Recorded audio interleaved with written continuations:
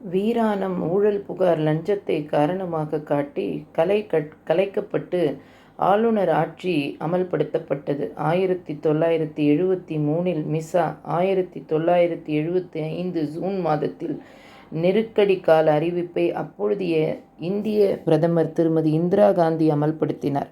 1977ஆம் ஆண்டு அவசர நிலை முடிந்த பிறகு மதுரைக்கு முன்னாள் பிரதமர் இந்திரா காந்தி வந்தபோது திமுகவினர் அவரை கடுமையாக தாக்கினார்கள்.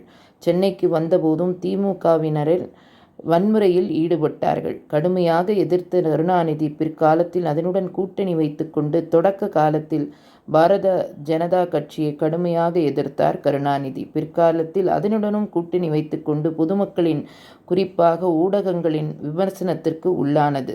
எதிர்க்கட்சி தலைவர். தமிழக சட்டப்பேரவையில் 1977 முதல் 1983 வரை சட்டப்பேரவையில் எதிர்க்கட்சி தலைவராக இருந்தார்.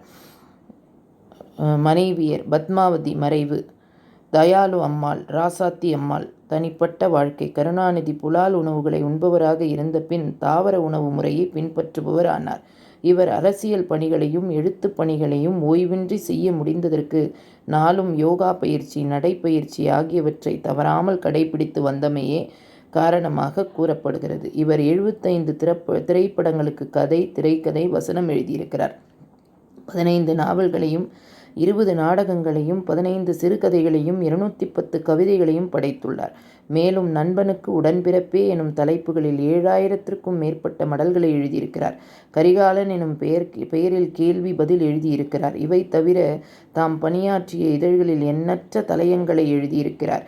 இவரின் படைப்புகள் 178 நூலாக வெளிவந்திருக்கின்றன. 20 வயதில் ஜூபிட்டர் பிக்சரின் திரைக்கதை எழுத்தாளராக பணியாற்றினார். அவரது முதல் படமான ராஜகுமாரி என்னும் படத்தால் மிகவும் பிரபலமடைந்தார். ஒரு திரைக்கதை எழுத்தாளர் போன்ற திறமைகளை அவர் பல திரைப்படங்களுக்கு விரிவுபடுத்தினார். 60 திரைப்படங்களில் பணியாற்றியிருக்கிறார். அனார்கலி 1957, உதயசூரியன் 1959, உன்னைத்தான் தம்பி, இளைஞன் குரல், ஒரே முத்தம், காகிதப்பூ, சாக்ரட்டிஸ், சாம்ராட் அசோகன், சிலப்பதிகாரம், சேரன் செங்குட்டுவன், திருவாளர் தேசியம் பிள்ளை, தூக்கு மேடை, நச்சுக்கோப்பை, நான்மணி மாலை, நானே அறிவாளி, பிரதயானம், பிரபம்பம், பலிபீடம், இப்படி சொல்லிக்கொண்டே போகலாம்.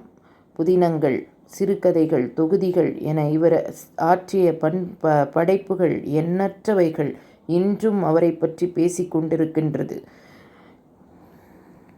2016ஆம் ஆண்டு சுவாசக் கோளாறு காரணமாக இவர் இயற்கை எய்தினார்.